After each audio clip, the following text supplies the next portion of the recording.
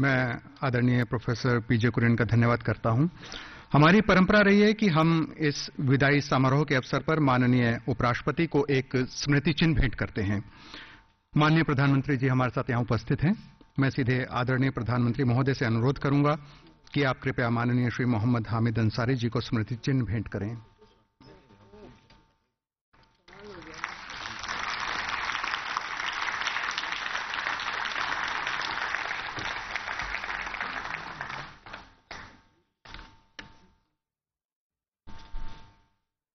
Sir, thank you very much. आपसे मैं एक बार फिर से गुजारिश करूंगा कि आज के इन ऐतिहासिक पलों को जीवंत और यादगार बनाने के लिए आप कृपया अपने आशीर्वचन दें। May I request honourable prime minister sir to address this august gathering.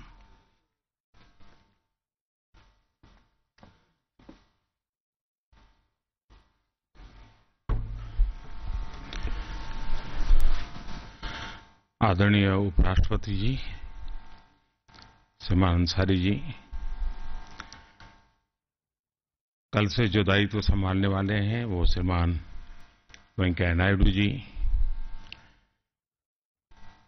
आदरणीय स्पीकर महोदया, मंच पर विराजमान सभी वरिष्ठ महानुभाव,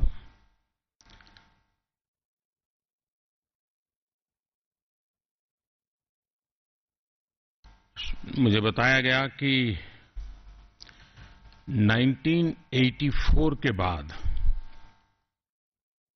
शायद पहली बार किसी उपराष्ट्रपति की विदाई का समारोह हो रहा है,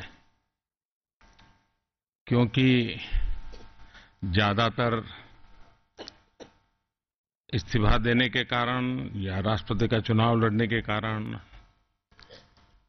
और किसी का स्वर्गवास के कारण बीच में ऐसा अवसर ही नहीं आया। और जब 84 में संसद में उपराष्ट्रपति जी का विदाई का दिवस था तो उस समय इंदिरा जी भी मौजूद थी। कई वर्षों के बाद ये अवसर आया है। 10 वर्ष का कार्यकाल एक सांसद के नाते 10 वर्ष विविधताओं से भरा हुआ रहता है। बहुत एक्साइटमेंट के पल आते हैं, उतार चढ़ाव आते हैं। समाज जीवन में घटने वाली घटनाओं का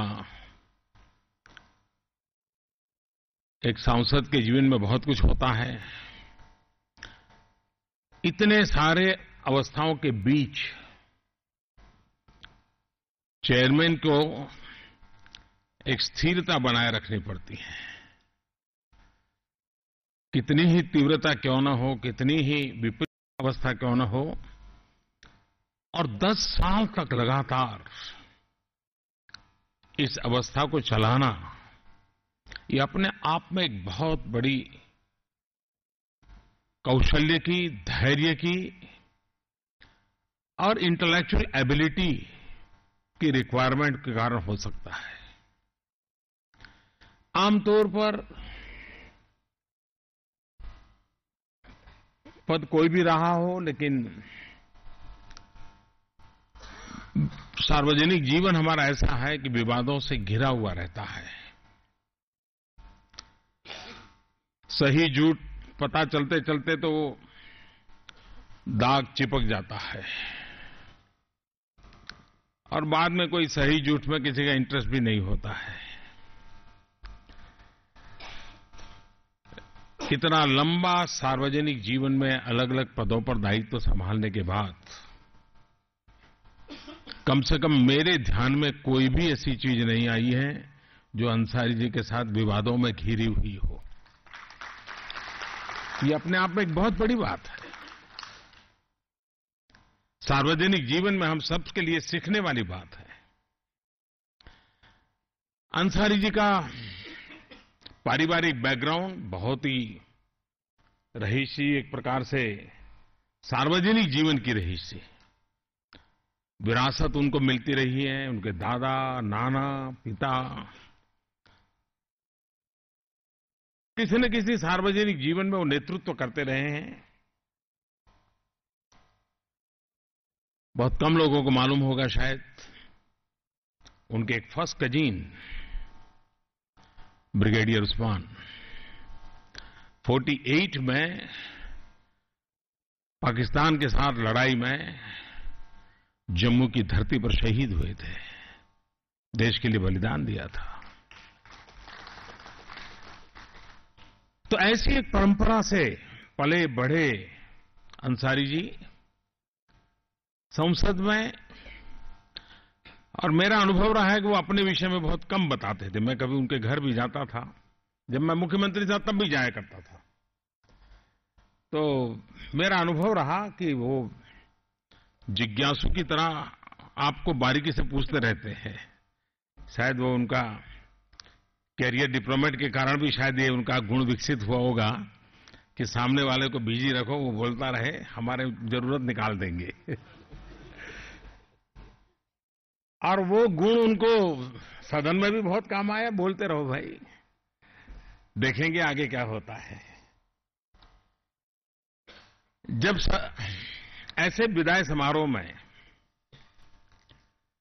जिनकी विदाई हो रही है उनके लिए जो बोला जाता है, एक प्रकार से हिडन वे में जो आने वाले हैं उनके लिए संदेश होता है।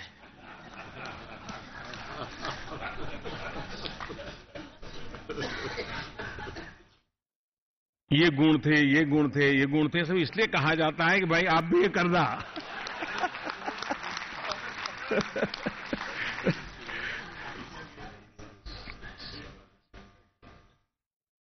और मुझे वेंकैया जी का पूरा अनुभव है, सालों तक किया, तो वो इसमें से हर बारीक चीज को पकड़ते होंगे आज।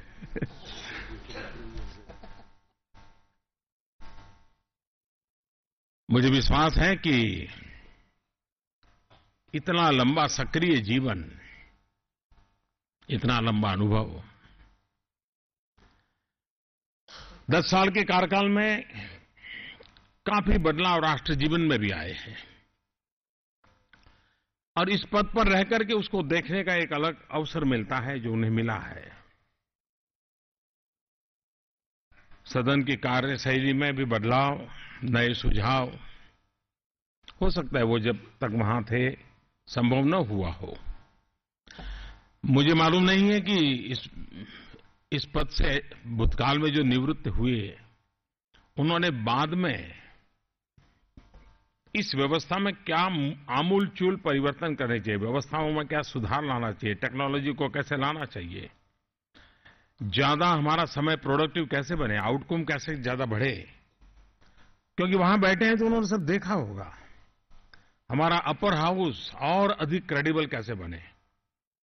इसका मतलब ये नहीं कि आज क्रेडिबल नहीं है, और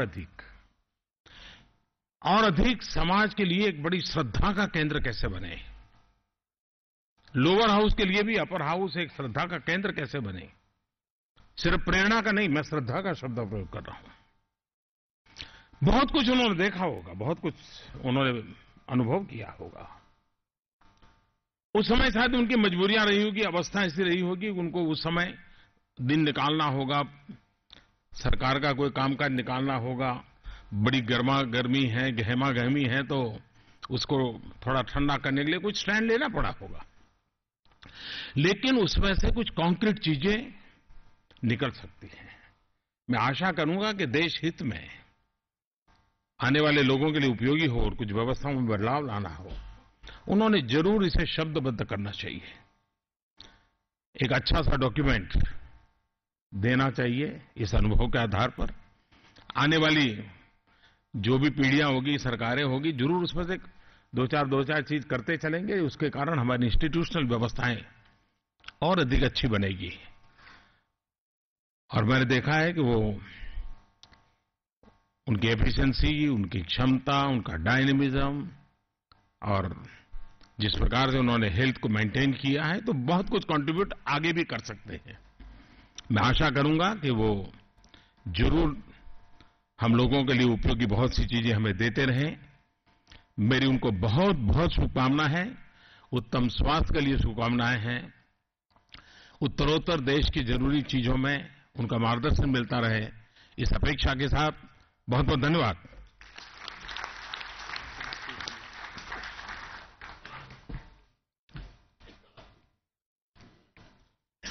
Sir, thank you very much.